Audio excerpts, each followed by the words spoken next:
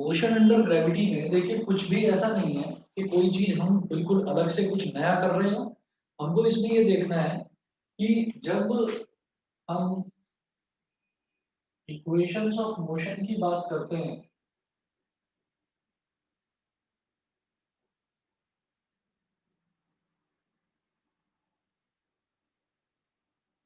तो first equation हो जाती है v is equal to u plus g T.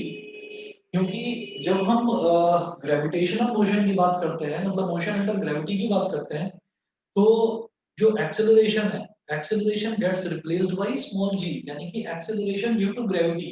ये ग्रेविटी की वजह से प्रोड्यूस होने वाला एक्सेलरेशन है। तो सिंपली हम पहली इक्वेशन में क्या करेंगे ए की जगह जी लगा देंगे बस। अब सेकंड इक्वेशन की बात करते हैं। सेकंड इक्वेशन हमारी थी s is equal to u t plus half a t square. यही था। तो आप क्या करेंगे a की जगह लगा देंगे g और ये जो s डिस्प्लेसमेंट था इसकी जगह लगा देंगे h। h मतलब हाइट। तो यहाँ पर s की जगह h आ जाता है। आप चाहें तो उसको s भी लिख सकते हैं कोई ऐसी दिक्कत वाली बात नहीं है। ठीक है। फिर थर्ड की बात करेंगे थर्ड इक्वेशन। थर्ड इक्वेशन हमने पढ़ा था। थर्ड इक्वेशन था v square is equal to u square plus 2as। तो थर्ड इक्वेशन में आपको क्या करना है v square is equal to u square plus 2 a की जगह g और s की जगह h। v square is equal to u square plus 2g h ये करेंगे।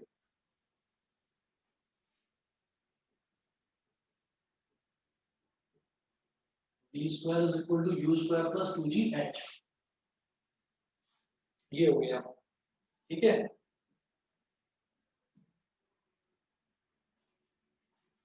जब हम कहते हैं कि कोई भी बॉडी जो है कोई भी बॉडी जब फ्रीली फॉल करती है जब ऊपर से नीचे गिरती है कोई भी बॉडी तो हम ये बोलते हैं कि जो एक्सेलरेशन होता है ना acceleration due to gravity small g को उस केस में हम पॉजिटिव लेते हैं जब भी कोई बॉडी ऊपर से नीचे की तरफ गिरती है। ऐसा क्यों?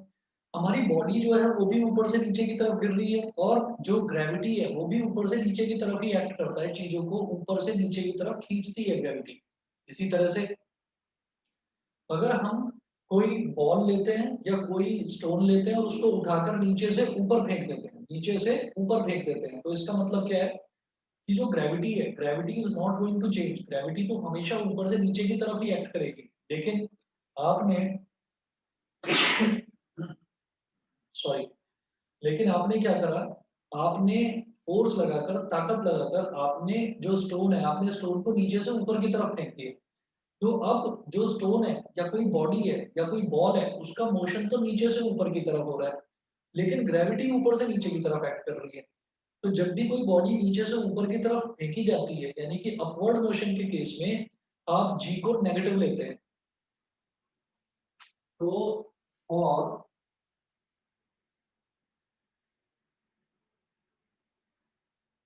Downward motion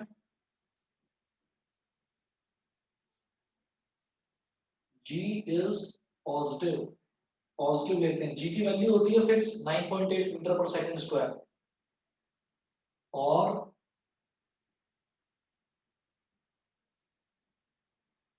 upward motion downward motion के लिए जी को हम पॉजिटिव लेते हैं और अपवर्ड मोशन के लिए जी को हम नेगेटिव लेते हैं। ठीक है। जब बॉडी नीचे से ऊपर जा रही है तब हमारा एक्सेल जो ग्रेविटी है ग्रेविटी तो नीचे ही एक्ट करेगा ना।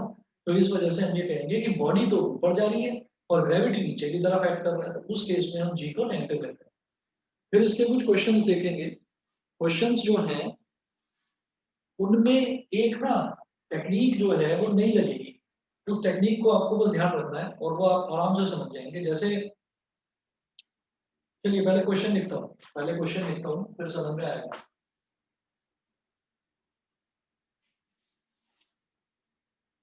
क्वेश्चन है अ ball thrown vertically upwards. Example number 26 है पेज 23 पर। Page number 23 example number 26।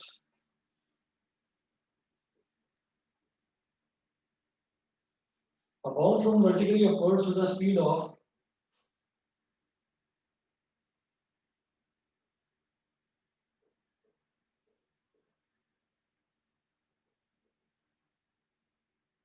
ball thrown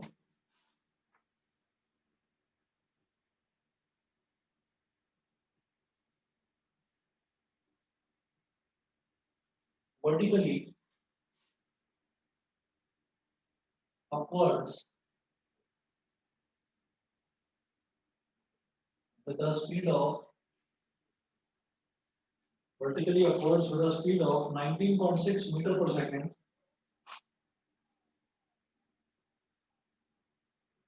19.6 meter per second from the top of a tower,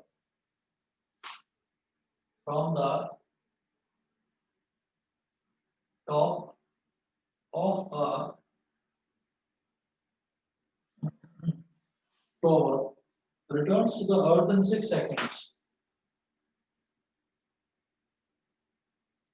Returns to the earth in 6 seconds. So stop. Find the height of the tower. Find the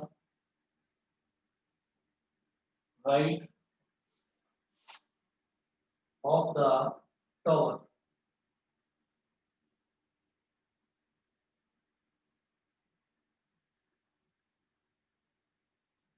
A ball thrown vertically upwards with a speed of 19.6 meter per second from the top of a tower. तो एक tower है, हमने कहा ये tower है, यहाँ पर ऐसे बोल दिया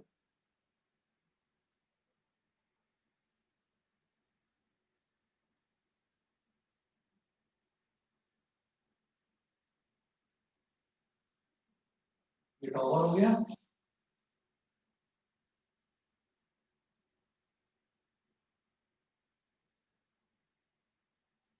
A ball thrown vertically upwards with a speed of 19.6 meter per second. ठीक है, तो यहाँ पर खड़े होकर इस जगह पर बॉल थी और बॉल को आपने ऐसे ऊपर फेंका, बॉल ऊपर गई. टॉवर की हाइट कितनी है? टॉवर की हाइट है h. h मान लिया टॉवर की हाइट को. A ball thrown vertically upwards with a speed of 19.6 meter per second from the top of a tower returns to the earth in 6 seconds. वो tower की छत से ऊपर फेंकते हैं उसको, लेकिन वो वापस टॉवर की छत पर नहीं आ रही है, वो यहाँ तक गई और यहाँ से फिर वो नीचे ग्राउंड तक जा रही है. यहाँ से वो नीचे ग्राउंड तक जा रही है. ठीक है, अच्छा. Find the height of the tower. Find the height of the tower. तो आप ये देखिएगा कि जब भी मैं वर्टिकली हाइट लेता हूँ ना, जब मैं वर्टिकली हाइट लेता हूँ तो हम ये कहते हैं कि हमने स्टार्ट कौन से पोजीशन से करा और हमने हमारा जो बॉडी है वो बॉडी एंड कौन से पोजीशन पर कर गई. तो हम ये कहेंगे, देखिएगा कि जो स्टार्टिंग पॉइंट है इसका वो तो ये है और जो एंडिंग पॉइंट है वो ये है. स्टार्टिंग पॉइंट को आप बोल दीजिए ए और जो एंडिंग पॉइंट है उसको बोल दीजिए बी. मतलब बॉल को यहाँ से फेंका, वो ऊपर गई और फिर फाइनली नीचे आई. तो ये फाइनल पोजीशन हो गई इसकी बी और ये इनिशियल पोजीशन हो गई ए. फाइनल पोजीशन इज ग्राउंड, कि वो ग्राउंड पर आ जाती है. तो ग्राउंड पर हाइट कितनी होती है? 0. और पॉइंट ए पर हाइट कितनी है? h. पॉइंट ए पर हाइट कितनी है? h. ये समझ में आता है कि नहीं?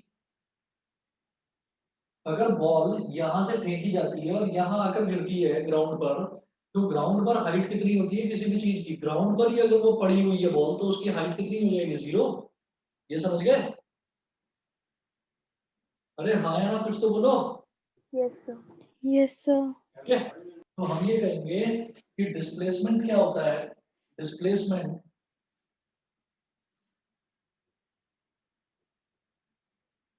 डिस्प्लेसमेंट को s बोल दीजिए simply. s is equal to final position minus initial position.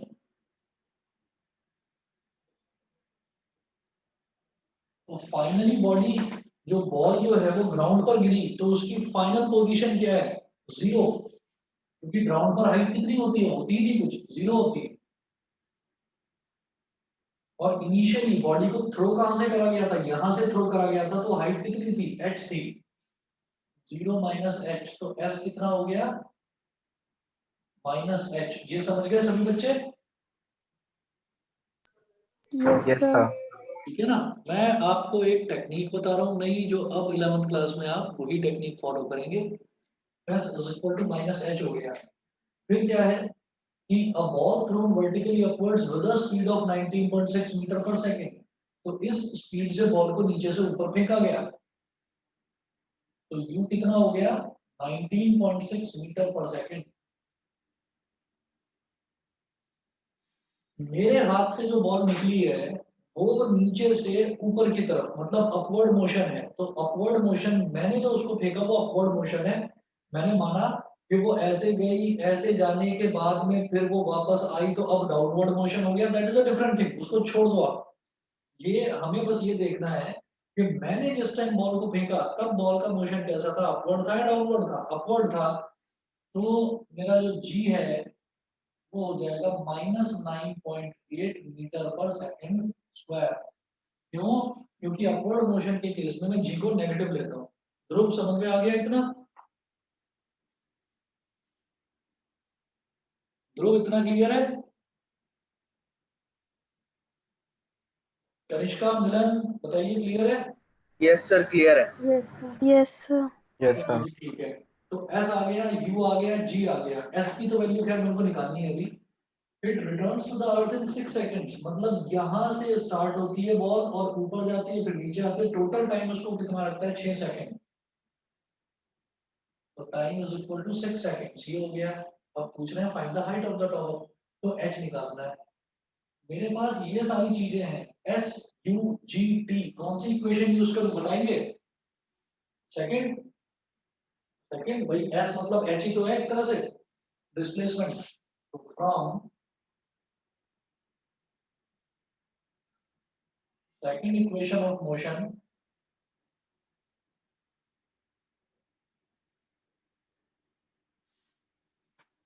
S is equal to u t plus half g t square. S की वैल्यू क्या है माइनस एच, वैल्यू डालिए माइनस एच। यू कितना है 19.6, टी कितना है 6 plus half multiplied by g कितना है -9.8 इंटू टी कितना है, टी है 6 का स्क्वायर, 6 का स्क्वायर। अब देखिएगा माइनस एच इक्वल टू 19.6 को मैं क्या लिख सकता हूँ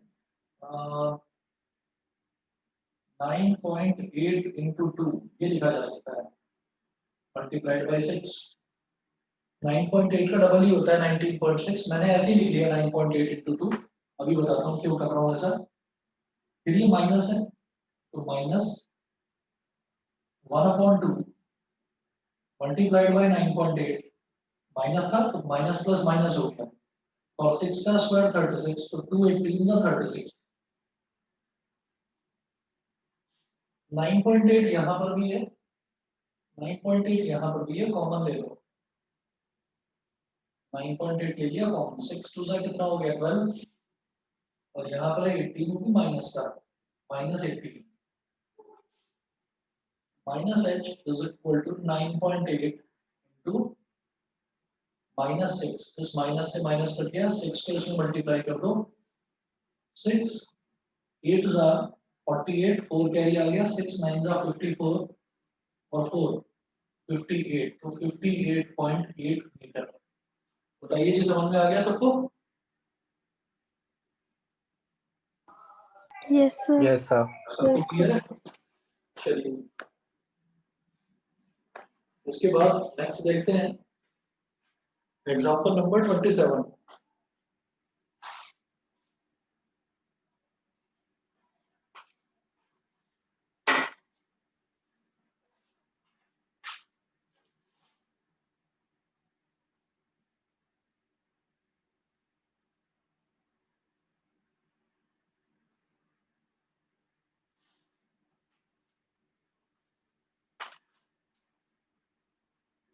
example 27।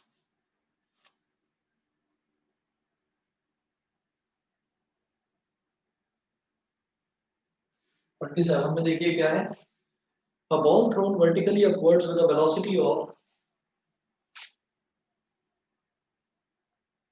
a ball thrown vertically upwards with a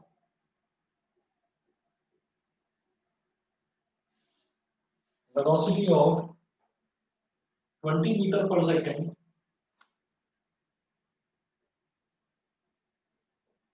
from the top of a multi-story building.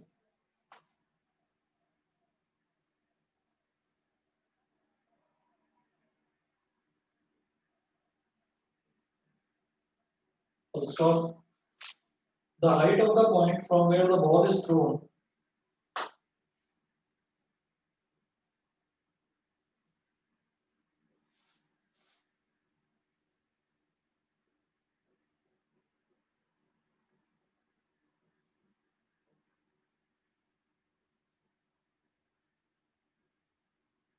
the height of the point from where the ball is thrown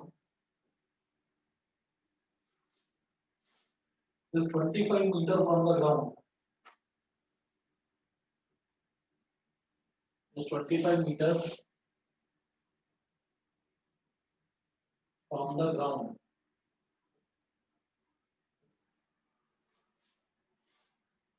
अब काफी सारी चीजें पूछी हैं. फर्स्ट है, how high will the ball rise? How high will the ball rise? Second, how long will it be before the ball hits the ground?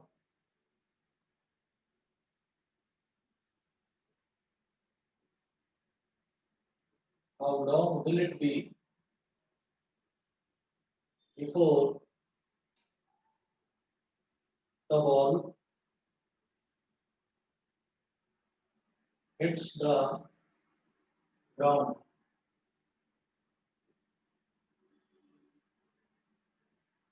Third part,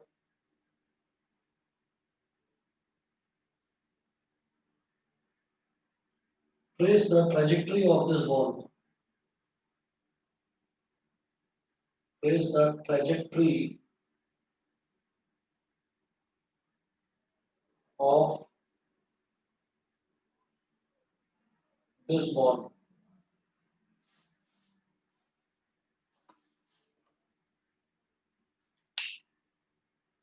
एक multi storey building है.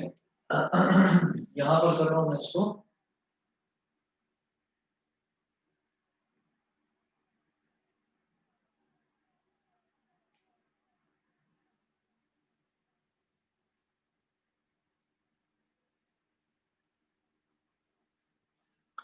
एक मल्टी स्टोरी बिल्डिंग है. Multi storey building में इन्होंने बोला ball thrown vertically upwards with a velocity of 20 metre per second from the top of a multi storey building. The height of the point from where the ball is thrown is 25 metre from the ground. यानी कि multi storey building के top से तो उसको फेंका जा रहा है. तो मल्टी स्टोरी बिल्डिंग का जो टॉप है उसकी हाइट उन्होंने दे दी. उन्होंने बता दिया 25 मीटर है. तो ये कुछ ऐसे हुआ.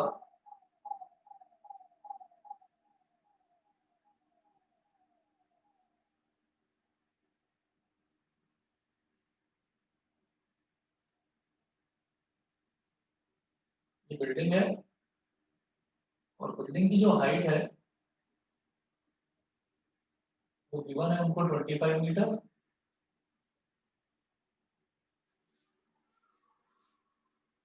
A ball thrown vertically upwards with a velocity of 20 metre per second. तो यहाँ पर एक बॉल है. इस बॉल को ऊपर फेंका जाता है with a velocity u is equal to 20 metre per second. इससे ऊपर फेंकते हैं इसको. तो जब इसको ऊपर फेंकते हैं तो g कितना हो जाएगा माइनस का 9.8 मीटर पर सेकंड स्क्वायर. क्यों? क्योंकि ये वर्टिकल मोशन है. ठीक है, ये हो गया। और how high will the ball rise, ball कितना ऊंचा जा सकती है, how high will the ball rise, ये है। तो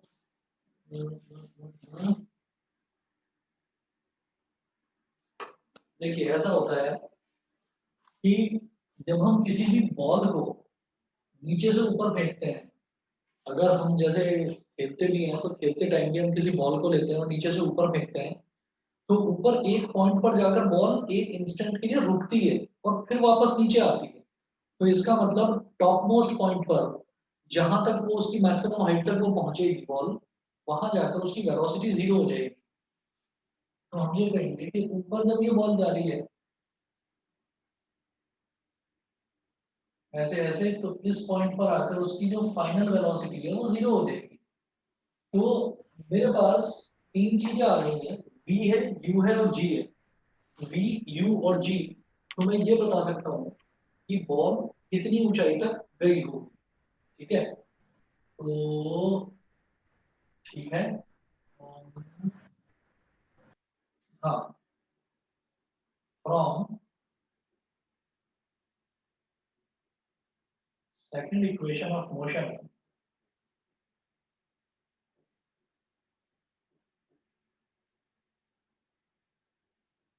S is equal to u t plus half g t square. मेरे को ऐसे ही तो निकालना है, मतलब ये वाली जो हाइट है यही तो निकालनी है। एस बोल दो या एच बोल दो, एक ही बात है। इनिशियल वेलोसिटी है 20, नहीं सेकंड इक्वेशन नहीं लगेगी बेटा, क्योंकि टाइम नहीं दे रखा। सेकंड इक्वेशन लगेगी, थर्ड इक्वेशन लगेगी।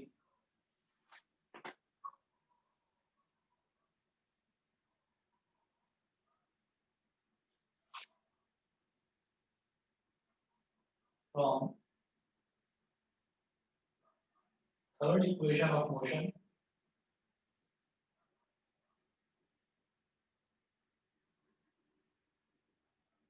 v square is equal to u square plus 2gs। S बोल दो या एच बोल दो, एक ही बात है। v कितना है, जीरो, जीरो का square is equal to u कितना है, 20, 20 का स्क्वायर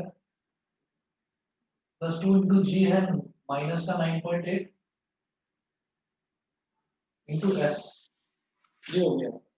अच्छा, एक चीज मैं बतानी भूल गया कि इस क्वेश्चन में ये गिवन है कि g is equal to 10 metre per second square. इस क्वेश्चन में दे रखा है कि g को 10 मीटर पर सेकंड स्क्वायर ले सकते हैं, तो ये माइनस 9.8 में लेकर माइनस 10 लेंगे। जिसमें दे रखा होगा ना वहां पर वैल्यू 10 लेते हैं जी की, नहीं तो माइनस 9, नहीं तो 10 9.8 ही लेते हैं।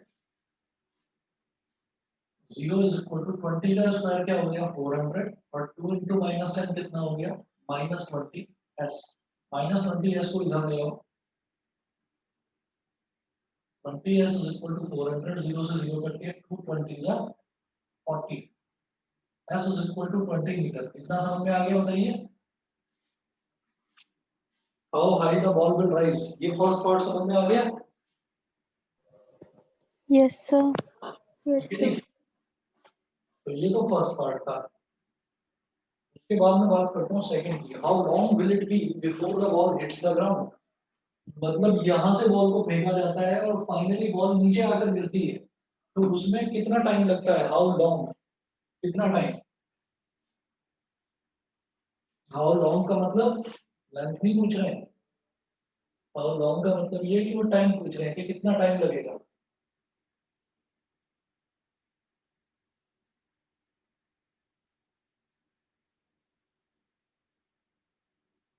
जैसे कहते हैं ना, हम किसी का वेट कर रहे हैं तो कह देते हैं ना कि how long I have to wait, तो इसका मतलब कितनी देर तक मुझे वेट करना है। तो how long will it be before the ball hits the ground, कि बॉल ग्राउंड को हिट करने में कितना टाइम लगेगी।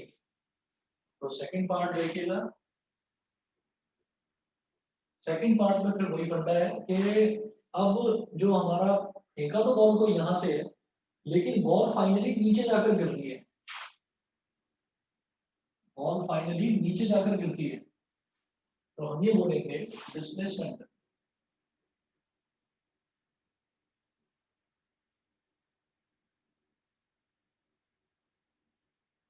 S is equal to final position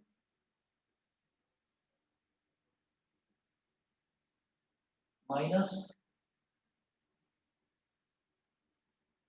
initial position.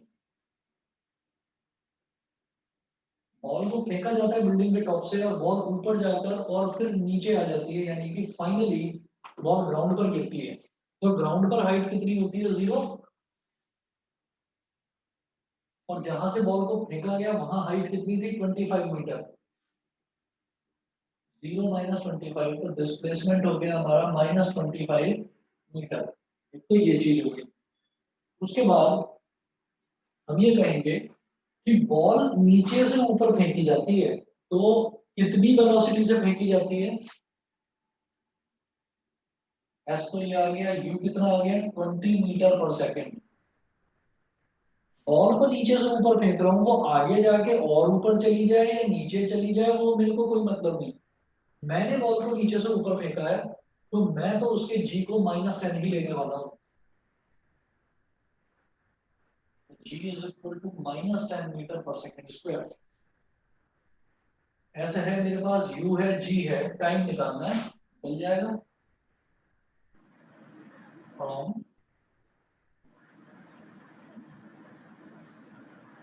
Equation of motion s कितना? s is equal to ut plus half gt square. s कितना? -25। u कितना? 20 multiplied by t plus half g कितना? -10 into T का square, तो 2 5 10। सब कुछ इधर ले आओ, ये बचा -5t स्क्वायर, ये इधर आकर हो जाएगा प्लस का 5t स्क्वायर।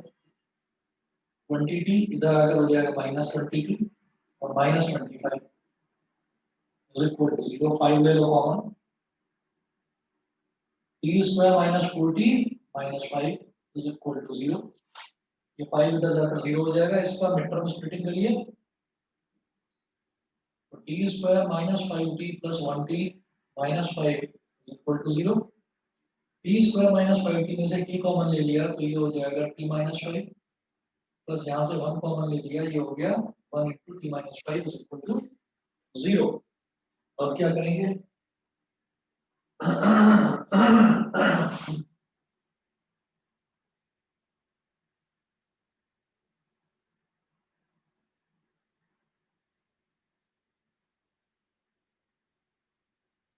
अब देखिएगा, ये मेरे पास हो गया t -5 into t plus 1, t -5 into t plus 1 is equal to 0।